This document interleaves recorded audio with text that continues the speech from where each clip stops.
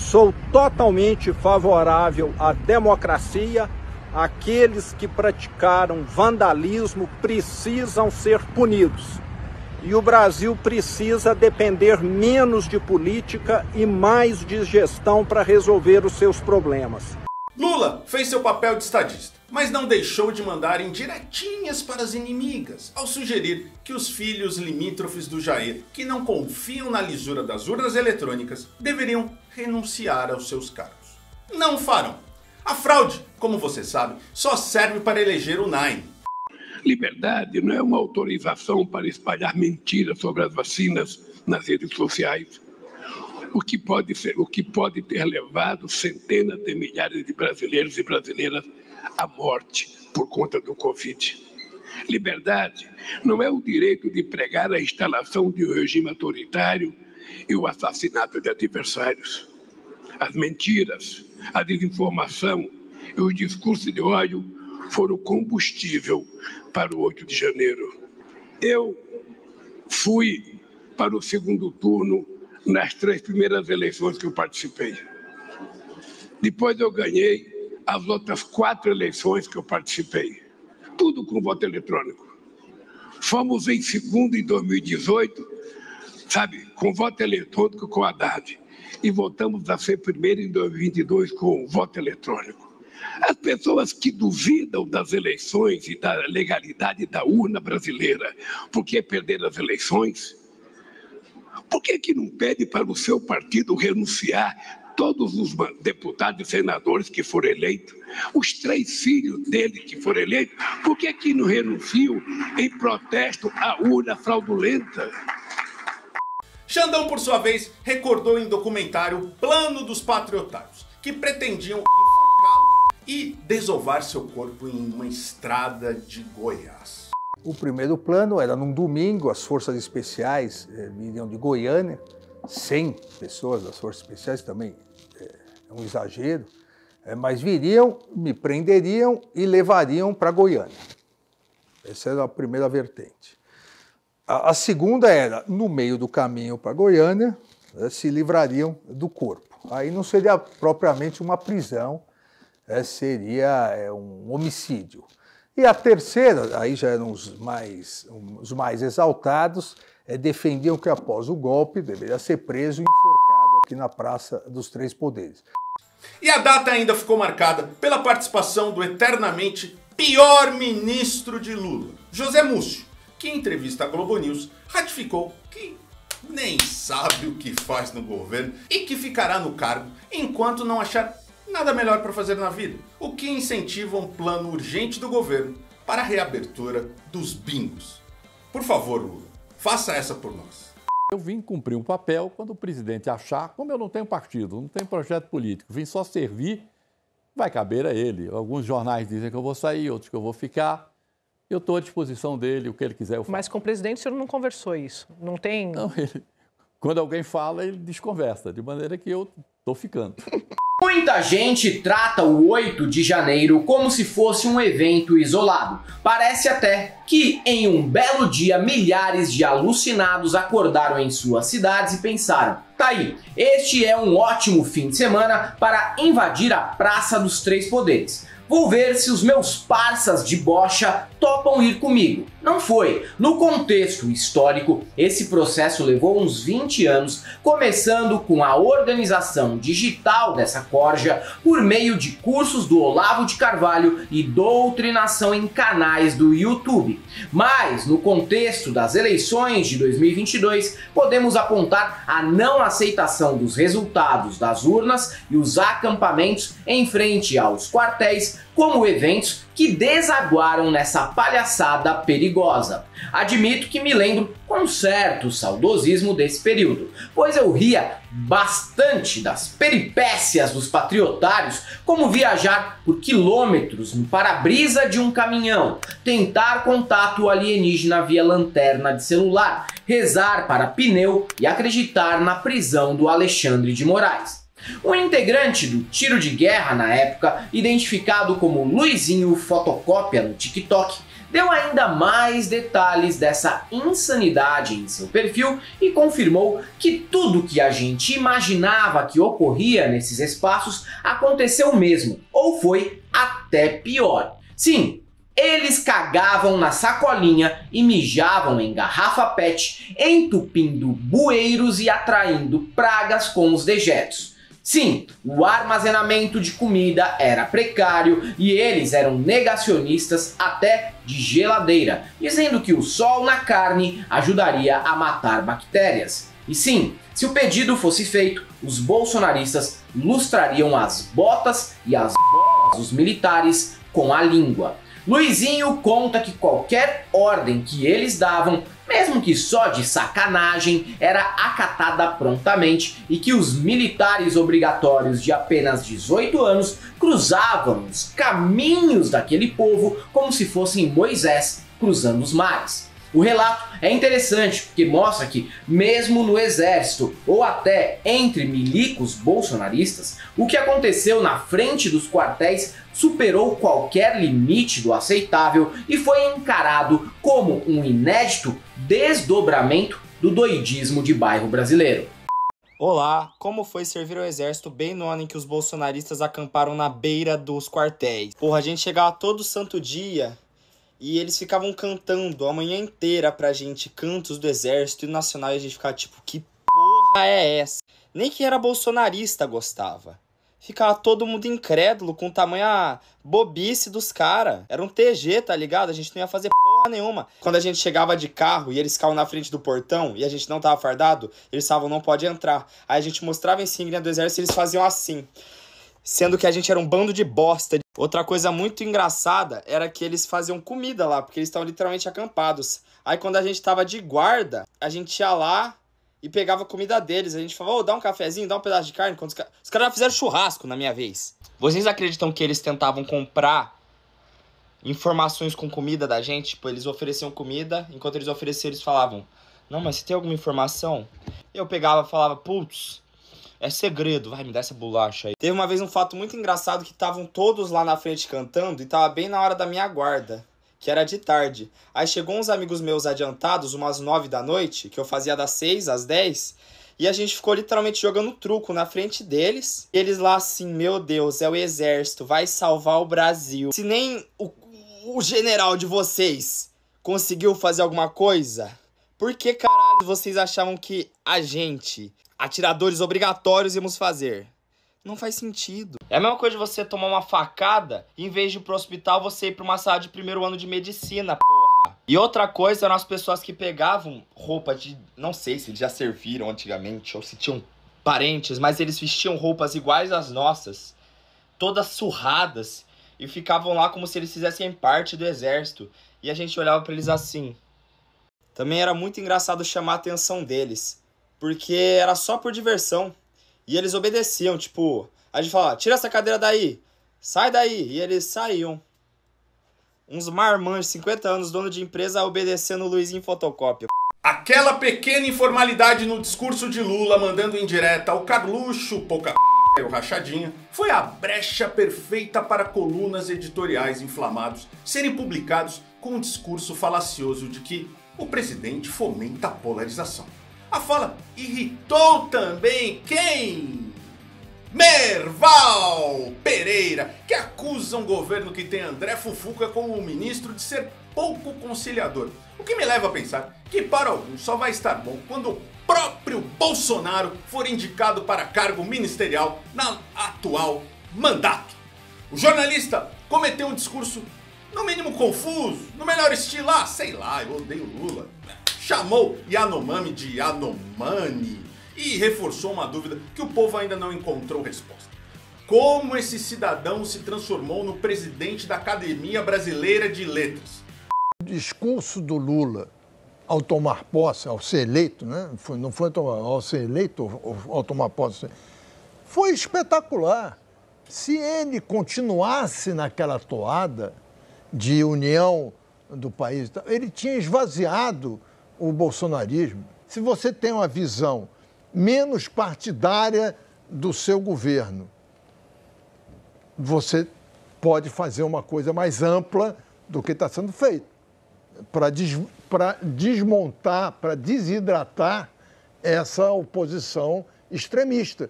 Porque a maioria do país não é extremista, não é de esquerda, mas também não é de extrema-direita.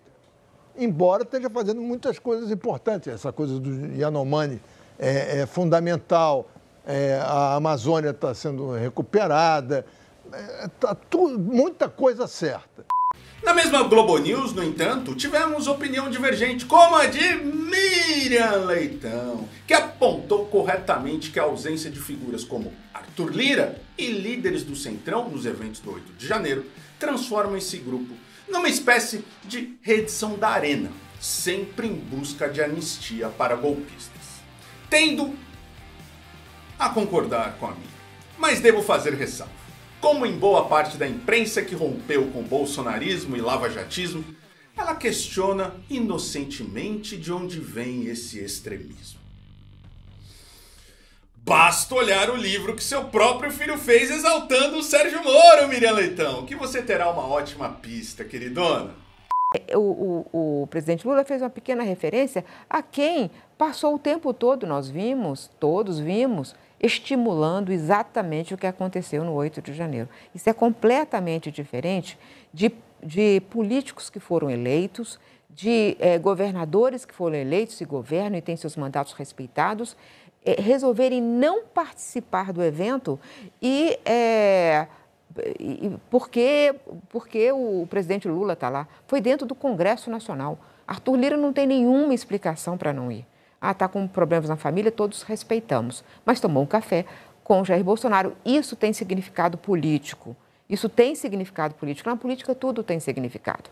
Então, o que a direita brasileira precisa é se livrar do extremismo e continuar sendo quem é.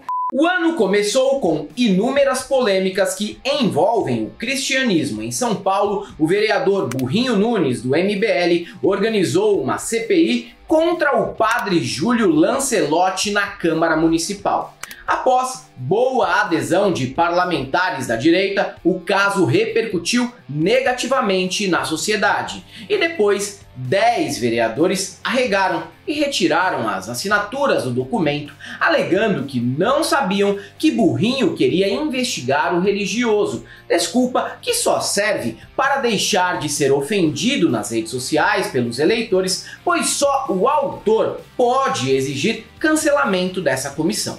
Em resposta a essa perseguição ao padre, há a tentativa de emplacar, em nível federal, uma CPI das igrejas evangélicas. Desde já aviso que sou contra e explico. O melhor caminho para sufocar esses canalhas é tributariamente e também colocando a Polícia Federal em cima. Uma investigação muito bem feita provaria que essa escumalha gabarita fácil o Código Penal. CPI só serve de palco para deputado gerar corte lacrador no TikTok e virar governador daqui 2 anos. Até mesmo membros da bancada evangélica criam conteúdos que deixam óbvio que com igreja evangélica não tem que haver diálogo, mas sim enfrentamento. Sóstenes Cavalcante, do Republicanos do Rio de Janeiro, gravou um vídeo tresloucado em que acusa o governo de liberar jogos de azar e verba pública para aborto, ideologia de gênero e esses troços tudo aí de LGBT. Claro que ele é contra. Se o fiel pegar o pouco que resta do salário para apostar num gol do Iago Pikachu contra o Ceará, não vai sobrar para o dízimo que financia o ácido hialurônico e a camisa Tommy Hilfiger do Sóstenes. E terminou dizendo que PT e evangélicos, nada a ver. Até queria que fosse verdade. Mas me lembro que Crivella já foi ministro da Dilma e o Edir Macedo, um aliado de primeira hora do Lula, e fico triste que não é bem assim. Discurso com zero conexão com a realidade, mas perfeito para viralizar nos grupos de zap dos tiozeira que estão eternamente presos a essas fake news requentadas desde 2018. E quando a gente fala que não tem diálogo possível, os intolerantes ainda somos nós, né? Olá amigos, hoje dia 3 de janeiro de 2024, estou no meu recesso parlamentar, mas a imprensa hoje pela manhã toda me ligando para falar da preocupação do PT, do governo que aí está, em se aproximar dos evangélicos. Eu quero dizer que isso é mais uma falácia da esquerda e do PT. Eles odeiam evangélicos e eu vou provar a vocês. No finalzinho do ano passado, com o apoio do governo que aí está, aprovaram os jogos de azar. Todos os evangélicos sabem a desgraça que os jogos de azar são. Legalizaram os jogos online, bingos, cassinos, tudo, com apoio do governo. Ou seja, eles falam que querem os evangélicos, mas votam tudo contra os nossos valores. Hoje, agora, dia 3, eu estou lendo as notícias. O presidente Lula vetou o destaque apresentado pelo deputado Eduardo Bolsonaro na Lei de Diretrizes Orçamentárias. No final também, da última semana, nós votamos no Congresso Nacional e colocamos lá para proibir dinheiro público para aborto, para ideologia de gênero, para financiar todos esses esquemas de LGBTQI+, que vocês conhecem. Vai lá o presidente Lula e veta. Aí vem essas mesmas pessoas dizerem que querem se aproximar do evangelho. É uma vergonha. A xenofobia comeu solta no início de 2024 e veio de Portugal, o primeiro vídeo a viralizar com esse chorumento tema. Uma espécie de Nicolas Ferreira lusitano. Bom mesmo era o Roberto Leal, né? Em um vídeo com o pior estilo Brasil Paralelos, faz uma denúncia contra o que ele chama de invasão de paquistanês. Mas pior, o sujeito reclama que os negócios daquela rua hoje estão nas mãos dos estrangeiros e que há um cheiro imundo, sensação de insegurança e uso de drogas. Europeu reclamando de cheiro imundo e uso de drogas não pode ser tratado de outra maneira a não ser na base do deboche, né? Olá a todos, sejam muito bem-vindos ao Paquistão. Não é o Paquistão, é o Centro Histórico de Lisboa. Estamos a 2 minutos a pé do Castelo de São Jorge, na Rua do Bem Formoso, no Martim Muniz. Uma zona e uma rua que há 20 anos, ou há 10 anos, tinha negócios, lojas, pessoas portuguesas. Hoje está completamente invadida e colonizada pelo terceiro mundo. E o resultado é este: um cheiro imundo, uma sensação de insegurança, criminalidade, tráfico de droga e a substituição do povo português. E isto não é uma exceção, um caso isolado, é um paradigma e uma bola de cristal para aquilo que vai ser o futuro de Portugal se não travarmos a grande invasão. Agora, a sensação de insegurança será por quem? Afinal, ele está com celular e câmera na mão e não foi tomado por ninguém ao redor, mesmo com essa cara de paga-lanche. Alguém tem alguma suspeita do motivo? Engraçado, né? Nessa análise de centavos, é que os próprios portugueses não querem morar lá. Hoje, 20% da população já meteu o pé do país de origem. E muitos estão inclusive aqui no Brasil. Mas ele não está só nessa posição. Com um pouco mais de sutileza, Giorgia Meloni, primeira-ministra italiana, comprou uma briga contra a colonização francesa na África. No primeiro momento, já era até uma surpresa. E a gente pensa, uau, uma fascista decolonial? Que inovador, mas é fácil entender. Como a Itália é porta de entrada de imigrantes africanos, ela topa reconhecer que colonialismo gera miséria. Mas só porque o efeito disso é encher o país dela com um povo escurinho. Questo si chiama Franco CFA. È la moneta coloniale che la Francia stampa per 14 nazioni africane, alle quali applica il signoraggio e in forza delle quali sfrutta le risorse di questa nazione. Questo è un bambino che lavora in una miniera d'oro in Burkina Faso. Il Burkina Faso è una delle nazioni più povere del mondo. Per il Burkina Faso, che ha l'oro, la Francia stampa moneta coloniale. In cambio pretende che finiscano nelle casse del tesoro francese il 50% di tutto quello che il Burkina Faso esporta. L'oro che questo bambino si infila in un cunicolo per tirare fuori finisce per lo più nelle casse dello Stato francese. Allora la soluzione non è prendere gli africani e spostarli in Europa. La soluzione è liberare l'Africa da certi europei che la sfruttano e consentire a queste persone... Fala, Matias! Você também é escurinho! Você ia pra Portugal e decidiu depois que viu esse vídeo não vai mais? Prefiro evitar conflito. Vai pra onde então? Ficar em casa, no lar do celular. Puta, eu achei que eu ia ter um tempo sozinho com as gatas aí. Que gata? Voce é o zorro solitário. Que gata? É verdade. Faz tempo que não vem ninguém aqui em casa, né, Matias? Pô, agora fiquei mal. Fica, não vai, não viaja. Fica aqui com o papai, vai, por favor. No Big Brother Brasil, Vanessa Camargo fez um discurso em que explica que, apesar da família ter muita grana, ela nunca foi bem aceita naquela elite quatrocentona que tem berço, sobrenome e vínculos históricos, mesmo que hoje em dia esse povo viva de aparências dentro de uma mansão em ruínas no bairro do Pacaembu. Apesar do discurso coitadista não me comover nem um pouquinho, ela tem razão. Pierre Bourdieu já explicava que há uma distinção entre capital econômico e capital cultural. Sendo assim, uma herdeira de cantor sertanejo de 1,50 m de Pirenópolis, no Goiás, que para a elite é visto como o músico preferido das domésticas e do porteiro, penetrar esse ambiente constituído historicamente é de fato bastante complexo.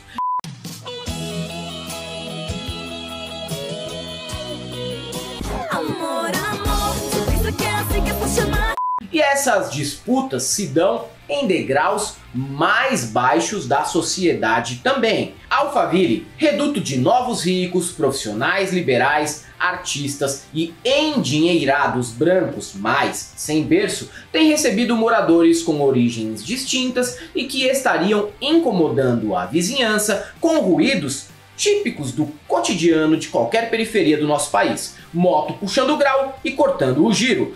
Esse daqui é um dos motivos que estão fazendo os ricos saírem de alguns condomínios e tá preferindo morar em outros lugares, lá em Alphaville, São Paulo, por exemplo. Tem alguns condomínios aí nessa região de São Paulo que tá com muita casa para vender, as casas estão desvalorizando e porque o povo simplesmente tá saindo de lá. Imagina que você cresceu na vida, né, ganhou dinheiro, conseguiu comprar uma casa no condomínio, mas chega lá, percebe que o condomínio é a mesma coisa que tivesse na rua. Moto empinando, né, triciclo empinando, muito barulho, muita festa, algazarra, gente entrando lá todo dia, gente diferente. E isso faz com que a galera do condomínio, eles desistem de morar lá ou começa a fazer igual alguns condomínios já estão fazendo, onde tem um conselho para aprovar ou não morador. Então você quer mudar para um condomínio, o conselho do condomínio vai aprovar se você pode morar ou não lá dentro, por causa desse tipo de coisa. Eu não nego que isso incomoda, mas é engraçado apenas uma questão. Quando os vizinhos eram apenas estelionatários de colarinho branco, alvos de operações da Polícia Federal e que eventualmente puxavam uma cana, eu nunca vi nenhum vizinho indignado.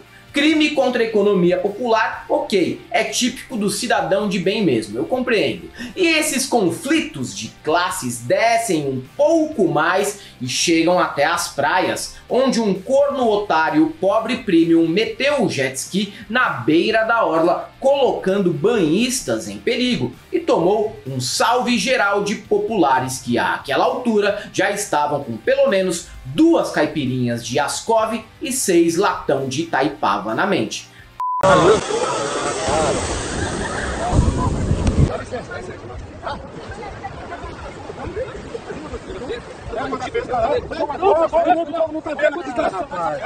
Vamos arrumar.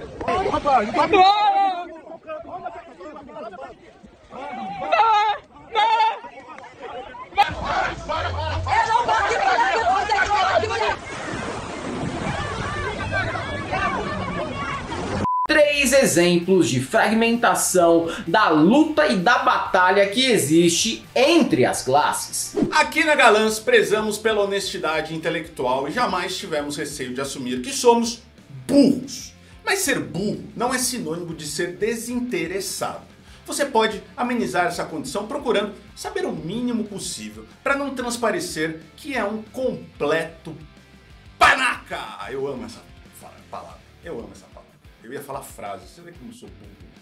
Ou até o Olavo ensinava como evitar vexames. Mas alguns elementos da direita desprezam até essa lição básica do guru deles. Como o deputado federal por São Paulo, delegado Palumbo, convidado da edição de 2 de janeiro do Linha de Frente. O parlamentar debateu com o professor de marketing político Paulo Loyola temas como CACs e uso de câmera no fardamento dos policiais. Loyola conseguiu um momento épico no programa, ao apresentar dados que mostravam um crescente número de crimes praticados por CACs, o que refuta o discurso da extrema-direita, de que o afrouxamento nas regras para adquirir armas não teria esse efeito colateral. E entre os crimes praticados por esse grupo estava o de terrorismo. Foi a palavra que deu gatilho em Palumbo, que pede a fonte do levantamento, já preparado para invalidar pesquisa de algum instituto que é comunista na cabeça desse povo, como a Datafolha ou o IBOP. Só que, para surpresa dele, era a própria Polícia Civil que forneceu os dados. O deputado precisou engolir o orgulho e apelou para o discurso de que isso era impossível porque CACs são cidadãos de bem. Dentistas, advogados e médicos. E claro, sabemos que quem está inserido nessas profissões quem jamais cometeu um crime nesse país. Se o nível da direita nunca foi lá grande coisa desde 2018, a régua baixou tanto que agora elegem delegados cuja linha de raciocínio é baseada apenas em achismos e foda-se. O número de crimes cometidos por CACs no Brasil, esses dados são agora de 2023, aumentaram 745% em 4 anos. Mas o argumento não é justamente de que os CACs não aumentariam a criminalidade? Estão aumentando. Mas aumentou 78%, por exemplo, estão crimes como tentativa de homicídio, comércio ilegal de armas de fogo, feminicídio e terrorismo. Terrorismo? Sim, terrorismo. E quem fez? Quem fez essa pesquisa? Os dados são da Polícia Civil do Estado de São Paulo. Polícia Civil do Estado de São Paulo, a gente tem um delegado Palumbo aqui. O sucesso dos coaches, de uma maneira geral, é difícil de compreender, mas muitos ainda vendem serviços e orientações palpáveis, com aplicação prática na vida de quem se interessa por esse tipo de conteúdo. Até aí, beleza, tá tudo certo. Outros, contudo, são o mais puro creme da diarreia mental, num combo desatinado que funde teologia da prosperidade, empreendedorismo do abstrato, autoajuda, superação e lorotas sem limite. O melhor representante disso é Pablo Marçal. Nunca entendi por que ele atingia tanta gente com um discurso tão confuso e sem lógica. Mas nesta semana eu elucidei esse mistério. Assim como Naldo Bene e Mike da SWAT, o sujeito é famoso por ser mais um mentiroso compulsivo e carismático. Alguns vídeos antigos do ex-candidato à presidência vieram à tona e chamaram a atenção pelo exagero. Em 2, Pablo conta que evitou acidentes de helicóptero apenas com o poder da calma, orientando pilotos dentro ou fora da cabine sem nenhum equipamento de comunicação, conseguindo ser compreendido apesar do ruído dos motores e das hélices. Mas quando você pega gosto pela lorota, é difícil parar. Resgataram ainda vídeos de Marçal culpando Ayrton Senna pela própria morte, numa explicação que sugere acesso privilegiado à mente do piloto morto em 1994, e outro em que ele promete lançar foguetes tripulados. Só espero que ele não tenha o mesmo azar com esse projeto espacial como o azar que ele tem com helicópteros, que misteriosamente nunca funcionam bem quando ele está por perto. Antes da corrida ele ficava falando que o carro tá mexido, só que ele não tava aceitando, que ele já era um piloto velho, um cara novinho, pilotando mais que ele. E o Senna, ele perdeu a vida naquele dia por causa disso. Que ele deixou que lembrar na mente dele. Era um cara que amava, que era amado. Aí eu te falo, morreu por causa de excesso de ousadia. Aquela foi um acidente. Aquela foi um descumprimento do regulamento que foi falado no briefing. Não tem outra coisa, eu estudei tudo. Você fala do Senna, eu sei. As meninas vêm, deixa eu separar a esmola, eu tenho uma proposta pra você. Eu posso te dar 50 reais de esmola. Ou eu dou uma fundada no acelerador, você ouve o ronco da Ferrari. Quem sabe que eu vou ganhar 50 reais. Não, o ronco do negócio. Aqui me marcou, porque se eu estivesse do lado dele, eu não queria nem saber do Ferrari. Porque deu 50 reais. Fui no lançamento da NASA, o astronauta nosso aqui, o único do hemisfério sul, né, que é o senador de São Paulo, Marcos Pontes, me convidou pra estar lá com ele no lançamento. Eu fui. Eu saí de lá, virei as costas e falei assim, eu vou lançar foguete. Você riu por quê? Porque você não conhece ninguém que lança foguete, não tem um brasileiro lançando foguete, você riu porque você acha que eu não vou lançar foguete. E vou escrever no foguete, vá. Pra dentro do processo seletivo, eu falei, eu vou quebrar o padrão mental, porque eles estão esperando um cara entrar inseguro, eu vou quebrar o padrão deles. O que eu fiz? Eles avisaram, já vão te chamar, eu agachei, igual o John Jones no UFC, coloquei uma mão no chão e abriu a porta e eles falaram, o Pablo vai entrar, eu fiz assim, ó. Aí ficou todo mundo assim, ó. Aí eu entrei, seria uma quebra de padrão. Ficaram todo mundo assombrado. Uma idiotice num prédio aqui em Alphaville, o cara liberou o elevador não bateu na ponta da pá dali. Ele começou a entrar em ressonância lá em cima e ia cair lá de cima. Sabe o que aconteceu? O piloto não sabia o que fazer. Assim, desliga! Aí eu falava de dentro do helicóptero, não pode desligar em cima de prédio. Eu falei, você vai morrer! Desligou a marcha, foi bom em resolver. Mano, ele não ia dar conta. Tive a experiência da turbina do helicóptero falhar com você, você vai e fiquei mais normal que o piloto. E eu que detectei a pane antes dele. Eu vi, olhei pro sensor, eu toquei nele devagarinho assim. Eu falei, você sabe que o motor tá parando, né? Mas calma aqui. Aí ele, eu. Nós estamos quase na reta final do aeroporto, mas vamos descer, cara, calma. Ó, até a voz eu baixei.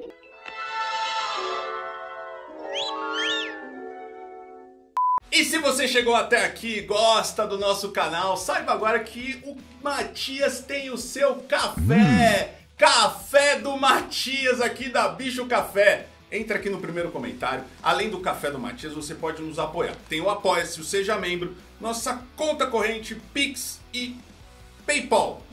Também nos siga no TikTok, Facebook, Instagram e Twitter, ou Twitter, X. É isso aí. E se você é um desses que ainda tá na extrema direita e tá vindo aqui no canal aprender, que ótimo, mas mesmo assim, não passarão.